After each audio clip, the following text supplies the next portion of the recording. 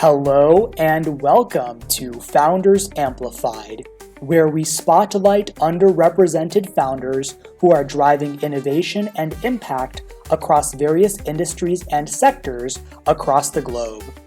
I'm your host, Narayan Kulkarni, and I'm excited to be here with you today. Today's guest is Samah Abdullah.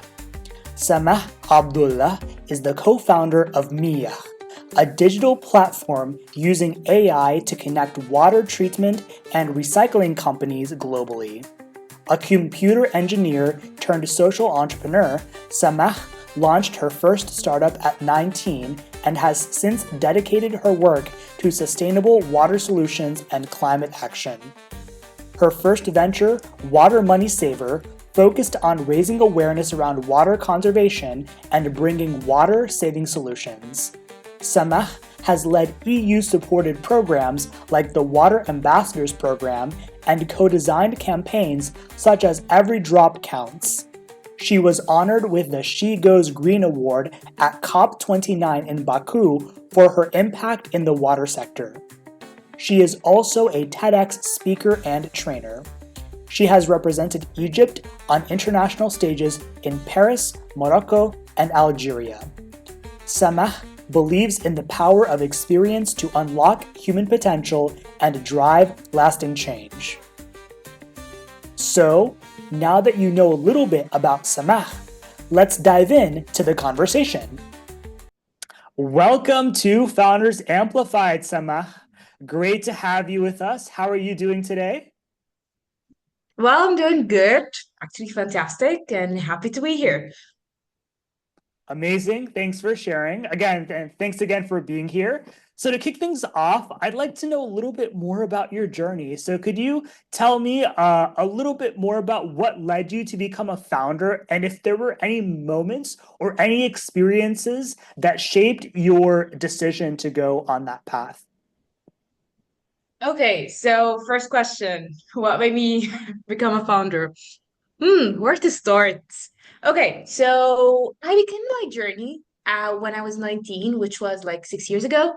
It all started when I was in college and I was pursuing a computer engineering degree. I was a nerd, complete nerd. Back in college, I used to care so much about having like straight A's. And then actually life happens to you when you're doing other plans. So I was just planning to be a computer engineer, get my master's, get my PhD, work in the best kind of tech corporates, and that was my plan until it was in January 2019 when I was traveling with my mother. My mother was about to give a lecture inside of a university in another city in Egypt. And she was traveling with her car, and she told me, "Hey, do you want to come and like be yeah, accompany with this like ride because she'll go to that city and come back." So it's like on the same day. And actually, I said yes. And during that road and during that journey, we came by actually a poor village where there is like kind of a canal. It has two banks. One bank is the road, and the other bank is actually a poor village. And I saw people at 7 a.m. filling their containers with like dirty water out of this canal. And that scene made me want to do something. And I said, I wish I could do something, but I don't know what, I don't know how. But again, if there is a will, there's a way.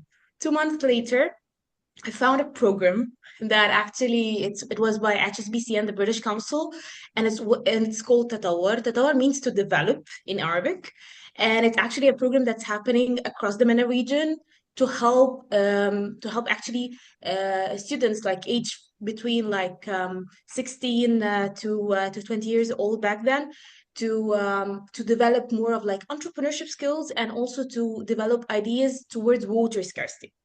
And I saw water scarcity. That's why I joined this program. But I also saw entrepreneurship. And to be honest, I didn't understand what is the meaning of this. And I actually didn't think of like, I would be doing a business or something like that. But when I entered the program, during the it has two phases, like a self-learning phase, and then you compete and you pitch in front of the CEO of HSBC, and then they pick top three winners. And I went through this program. I learned so much about water and also business as well, and I got the first place in Egypt, and then I went to the finals in Muscat, Oman, and I had my first ever pitch in front of like the managing director of the British Council in Oman, and also the CEO of HSBC, and other established like titles and people. And yeah, and then the journey started, and I discovered the beauty of having an impact while also creating a business that's sustainable in both financial and also environmental. So that was the flame that kept me going since then. Wow, that's amazing. I appreciate hearing a little bit about that spark and then the ability to um, develop your solution further in that program. That's amazing.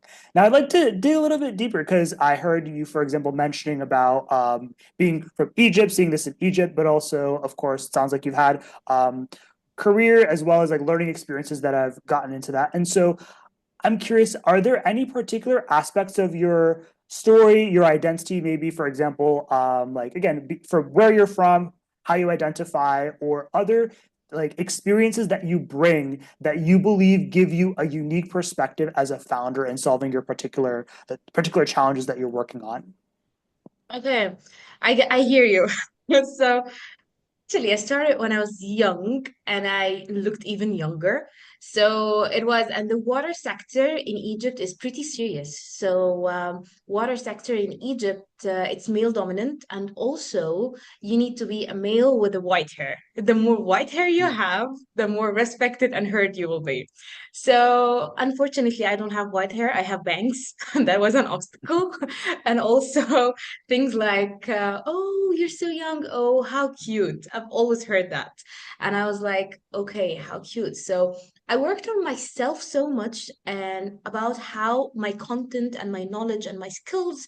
I've asked lots of questions. I carried that nerd attitude, but more of like a practical way, how to implement. So anything I used to learn during my entrepreneurship journey, I implemented right away. Any concept. And my mentors, I don't only get the knowledge, but I also get their feedback upon implementing. That's how I learn. So I can say I didn't have any like business supporters, maybe in my family. No one, like most of them are doctors, academics, engineers. No one have actually built a business before. So I had to carry on that journey and knocking doors.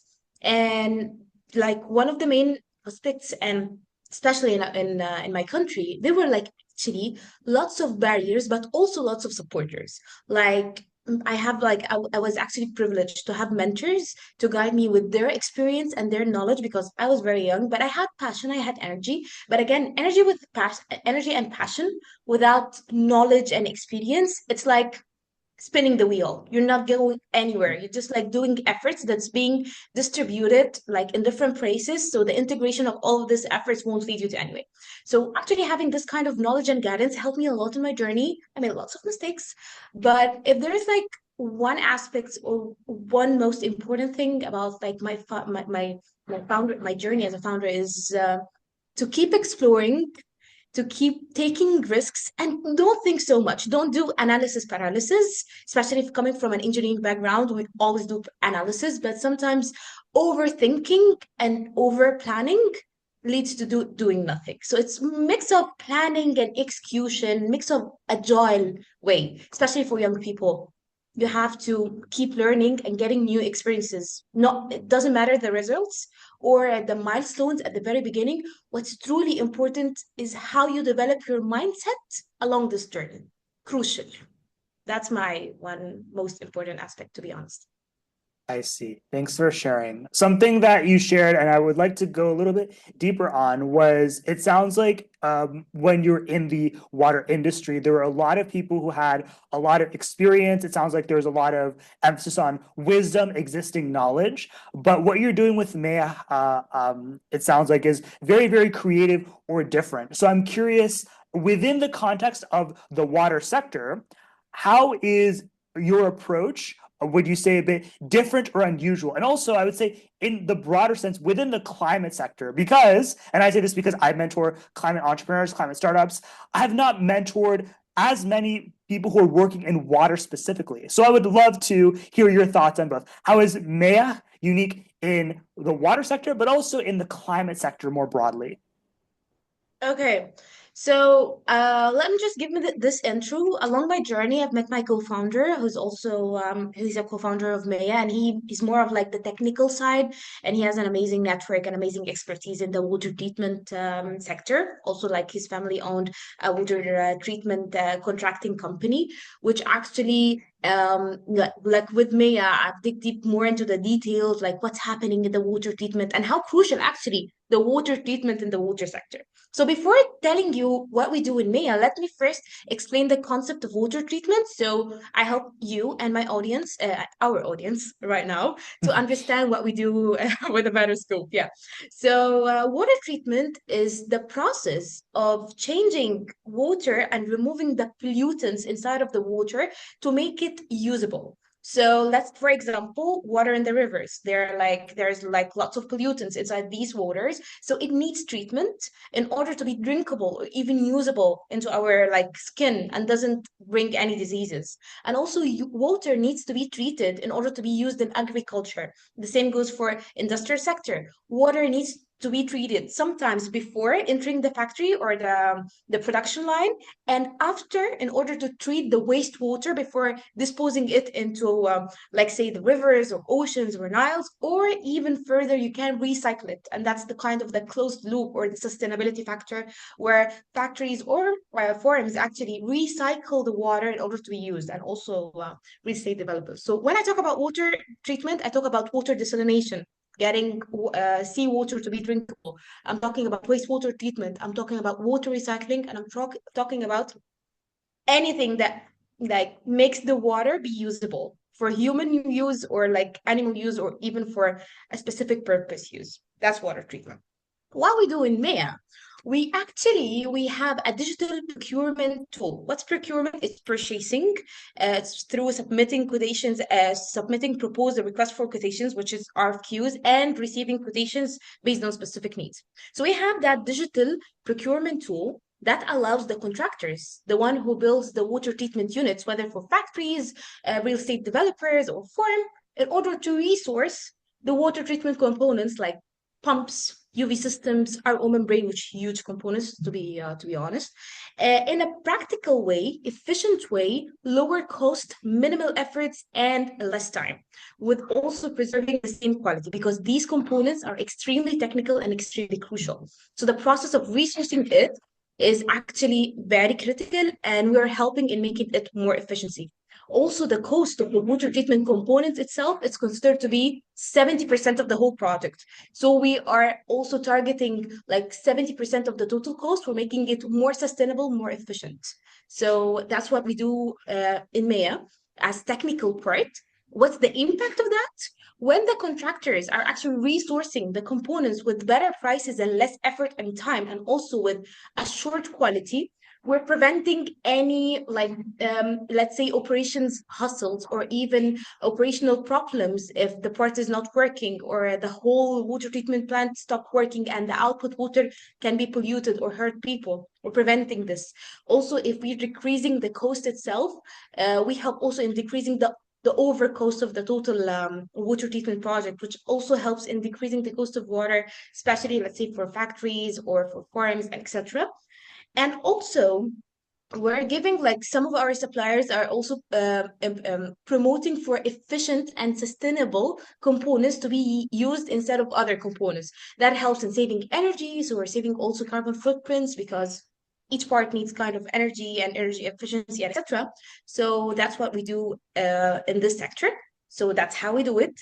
Like water in climate, it's crucial because water is an important part in the climate sector because the climate unfortunately is affecting the water scarcity problem. And I have bad news for all of our audience. We're like very critical in terms of water, and water scarcity is gonna hit hard. So we need to be like prepared for it. We need to have more like water projects in order to secure water resources because water is everything. Water is life. So yeah. Well said. So first of all, as you were sharing, one thing that struck me was how complex the entire process of water purification is. And I appreciate that you shared with me and with our audience that perspective. The other thing which I thought was very interesting and exciting is that it looks like, and it sounds like you all are tackling multiple different aspects of like the water. So the two that stood out to me were the procurement, just procurement, and also like cost reduction and their operational efficiencies that come with that. So I appreciate hearing that as well. And you talked a little bit about this, the part of impact, but I wanted to ask a little bit more into depth about this part. Can you share more about, you talked a little bit about the operational cost reductions and efficiencies that are there from what you do, but let's zoom out and think about, say, 5, 10 years down the line. Let's say that Maya is thriving, doing lots of great work. And what are some of the impacts that you are seeing in broader society, both when it comes to the climate sector, but also more broadly in other sectors or in other parts of our life? If what you're doing is thriving and is really making the impact that you envision.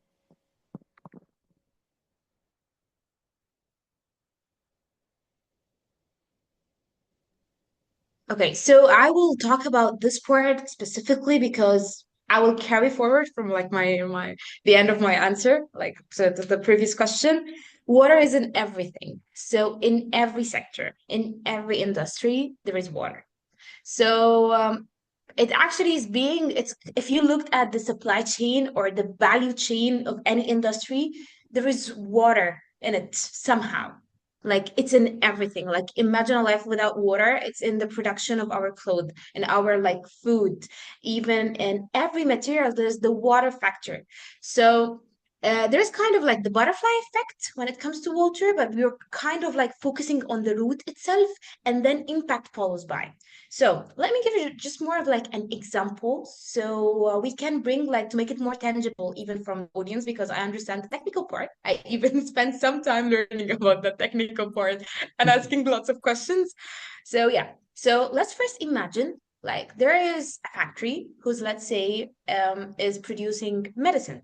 So they're one of their very critical things or like in the production line there's of course water, and water needs to be in a desired requirements. So in order to have a water treatment unit, they go to a water treatment contractor, the ones who or consultants, it depends on the case, but usually they have the designs for the water treatment planet. Like building a home, it's more of like building a home, and then the water treatment contractor resources the components itself from let's say from a traditional way from suppliers, etc., and then they build the unit, and they have kind of a delivery time with the factory, and then the factory also like continues their operations when having this like component integrated in their production line. So let's think of what could go wrong in that case so we can conclude the impact of Miyah on this. So what if the contractor actually purchased, let's say, components that might be having kind of a technical mismatch, maybe because a mistake from a junior engineer or something like that. Like the water won't be in the desired output, and this would affect the whole patch of the production line, causing like causing like of course financial losses for this factory, and also this affecting the end user at the very end. What if one of these patches were actually in some way reach the end user? So it has that kind of like production mistakes, or there's kind of like inefficiency in that. That's one aspect. The other aspect, what if this components actually, or the water treatment unit or plant to be specific, actually was being built by components that uses massive amount of energy. This will make the total energy consumed by this unit is high, and thus higher bills for the factory for sure, and then higher CO2 emissions because the energy is getting from, let's say, fossil fuels sources. So that's also another aspect of the impact itself, and also like CO2 emissions, it also impacts the climate, and thus there's kind of like consequences other than this. So that's number two. Number three, what if the water treatment plant that actually is treating the wastewater coming out of this factory before, let's have this case of this factory is disposing their wastewater after being treated in the Nile or in the river or in the ocean or in the sea. If the disposed water is not being treated and actually meets the safety measures, or there's any dysfunctions in the water treatment plant, we're gonna pollute a whole sea or a whole Nile that thousands or millions in some countries depends on this. So you can't imagine the diseases. You can't imagine people even taking this water and like maybe like gardening their like fruits, or even some farms using this water in architect and agriculture, or even the fishing industry. So there's kind of fish and people fish and eat this food. So it's affecting so many industries because water is the root of everything. And if there's something wrong with this water, it will affect everything. So they're kind of like be kind of a butterfly effect, affecting health, affecting food, affecting the environment itself. So yeah, so the impact is huge. And that's why, like me personally, I'm super excited working on this. And whether there are like any challenges, this kind of impact, when I see like how impactful we are and we can be, this makes me like personally keep going and say like, no, it worth all the hustle and the pain that I'm going through. Wow. So I'm hearing that as you do what you do at Meach, that one of the key aspects, of course, as a business, there is cost savings that has multidimensional impacts in how that's used in other aspects of business for growth, profitability, etc. But also the multidimensional aspects of life, whether that's like health, whether that's things like access to, like, and the broader things like that, like education or things like that. And it sounds like what you're doing is both a preventing those bad things from happening, and at the same time enabling those good things to occur. Yeah, 100%, 100%. Amazing. Thanks for sharing. And so it sounds like from what you've done, there has to be a lot of prediction, a lot of data, a lot of like ways of right sizing and like connecting dots with data. So I'm curious, how do you use data and more specifically things like AI, machine learning, predictive analytics in what you currently do or what you're envisioning with Maya? Okay, so we have the AI factor in Maya for sure. What are we doing is, you remember the when I told you what could have gone wrong in this, and there's kind of like technical mismatch. We're using actually AI to help our contractors to get the right supplies at the first time. So in order to do this, and in order to prevent any human errors, there needs kind of like we're kind of capitalizing on our internal team knowledge, capitalizing on our water experts actually network knows. We have an amazing network of water experts. We're capitalizing on our previous data and records in order to prevent others from having kind of like mismatching or getting, let's say, the wrong supplies, or even there were some clients that actually for also a project in related to water, but it was in a factory.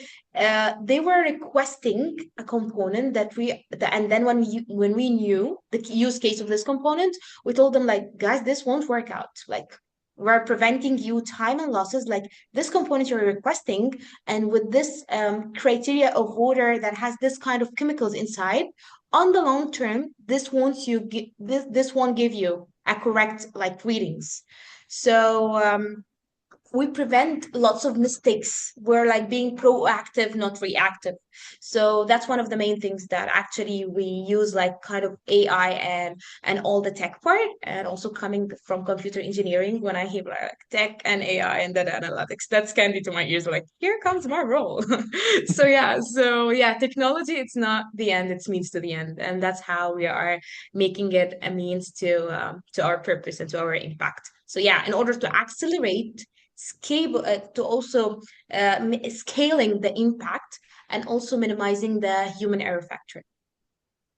I see. Very cool. Thanks for sharing. And it sounds like you've had a really amazing journey with a lot of learning, but also a lot of challenges and like a very multi-dimensional, very robust entrepreneurial journey so far. So I'm curious, what are some of the major lessons that you would share with people who are aspiring to be founders, or things that you have learned which you would like to share with their audience as like things that were unique about your journey in water and like water entrepreneurship? Okay, so I'm gonna talk about from the angle uh, from a youth angle, from a women entrepreneurship also lens, that one of the most crucial resource in the journey, it's like you're gonna either make it or not, is your network. Like honestly, when we all have, entre- being an entrepreneur means you're gonna have lots of bad days and good ones. So having a bad day is part of the journey, 100%. But the thing is, how we go through these bad days and how we go through and how we overcome the mistakes, the challenges, and how we actually reflect on our mistakes in order to learn from it. Because entrepreneurship, it's all about learning. It's about trials and like do experiments, like doing experiments along the way and learning from these experiments and then capitalizing on the learnings and then going to the next step. Like the thing that I pitched in like 2019 is definitely far away from what I'm doing right now. But what made me have this kind of like transitions and milestones is like I do mistakes and then I learned from it and I see like how can I not do this mistake again? And also one of the very crucial important part is the network, like mentors, your colleagues, other founders. Oof, our founder's best friend is the founder. So like other founders can you can always learn from anyone, or you can always ask. So always ask questions. Don't let your ego or like knowledge stand in front of your way. And just be curious. Just like be curious. Even if you know the answer, be curious like what other answers are right there, and listen and absorb and then act, because you have lots of inputs, but at the very end you are the one who's going to do the action. So you need to have kind of a critical mind in order to analyze and judge the information that you are actually feeding your mind, and choose your network precisely, because these are the people who's going to affect your thoughts. These are the people who are going to encourage you when you say, oh guys, but this is so risky, and then they say, no, no, no, you can do it, we can see that in you. Sometimes we need that gentle push, because mental health is everything when it comes to entrepreneurship, because we are the ones who build the startups, not the startups that build us. If we don't exist, then the startups does not have any meaning. So having this kind of resilience, like one of the most important factors, of course, how you treat yourself and also the network, because your network is your power. Well said. Thanks for sharing. How can people find you and how can they support your work? Wow. They can find me anywhere. I'm like, I'm everywhere. I'm online on LinkedIn. Guys, I'm sure there's a LinkedIn link in the caption. So I'm there. Just drop a message and say hi. And believe me, I'll say hi back. And that's the thing. How can people help me? Well, I'm open. We can always chat and see how can we be helpful, because I also believe in win-win relations. So it's kind of like how you can be helpful. How can I be helpful in order to have kind of a sustainable network or a sustainable professional relationship. So Yeah, so when it comes to helping, it depends, of course, on people's skills, but I always love to hear other founder stories because I learn so much from hearing others because sometimes I can see myself, sometimes I can see my thoughts or feelings, or sometimes I can see my mistakes. So hearing others and reflect while hearing others sometimes help me, even if they didn't give me a direct advice, but sometimes their story does. So hearing other stories for sure, maybe have kind of chat. So if there's anything along my journey, I can outreach to them. And if there's anything I can help with, of course, they can outreach to me. And yeah, founders is about helping other founders and helping themselves as well. So let's make it together. Let's all be successful. And when I mean success, is progress and learning, not only achieving results or milestones. Thank you. So yeah, we will be providing and there are information in the show notes on how to get in touch with you. So of course, please get in touch with Samah if you would like to like connect with her and follow up. So now it's time for our signature question. Could you please fill in the blank? I amplify. I amplify youth and women voices. Yeah. Wow, very, very short, but also I, very profound at the same time. Um, Again, thank you so much for sharing your journey and for being with us here today, Sama.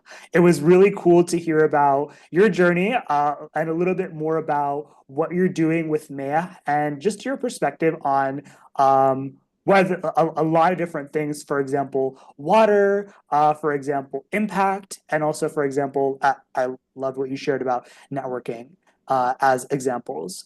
There's so many amazing insights in our conversation. And I want to take a step back likewise, and Naren. reflect.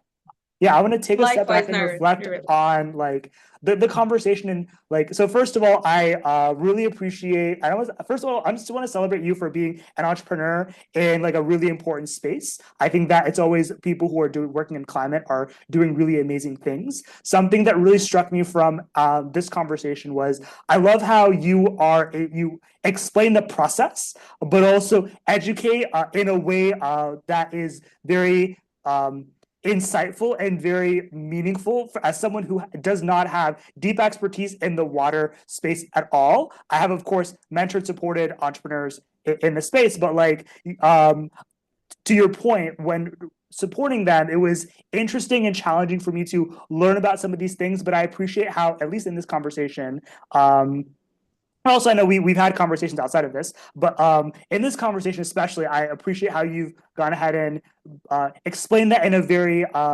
like simple, easy to understand way, but also in a way that underscores the importance of the impact as well. So I celebrate you for like having showing that process thinking, that passion, that like that education ability, and just in general being an amazing climate entrepreneur in area that's really important for us. So I applaud you and I want to celebrate you for being the amazing founder that you are. Thank you so much, Miranda. Like, I'm super happy it was insightful. I'm super happy it was also easy to digest because sometimes it can be very technical and very boring, but I'm trying to make it a bit light. But yeah, but thank you so much. So happy to hear that. You're most welcome. And again, I really appreciate that you're on the podcast and I wish you all the best. But bye for now. Bye for now, but we're definitely gonna talk later. Bye, everyone.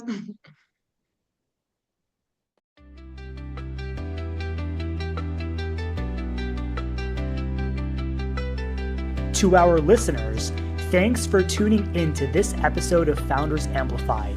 I hope you're feeling as inspired as I am. If you'd like to learn more about our guest and support them, check out the show notes for their details. If you enjoyed this episode, please give us a rating, share it with someone you know, and follow us for more inspiring episodes like this one. If you're a founder who is driving innovation and impact in any industry or sector anywhere in the world and would like to be a guest, we'd love to hear from you. Check out the show notes for more information. And finally, remember that you, yes, you, have the power to amplify the voices around you. Whether you're a colleague, family member, friend, funder, mentor, or just another fellow human, your support matters. So I invite you to celebrate and uplift the underrepresented innovators in your life who are driving innovation and impact. Let's create a better future for everyone, together. Until next time, stay curious, stay bold, and keep amplifying.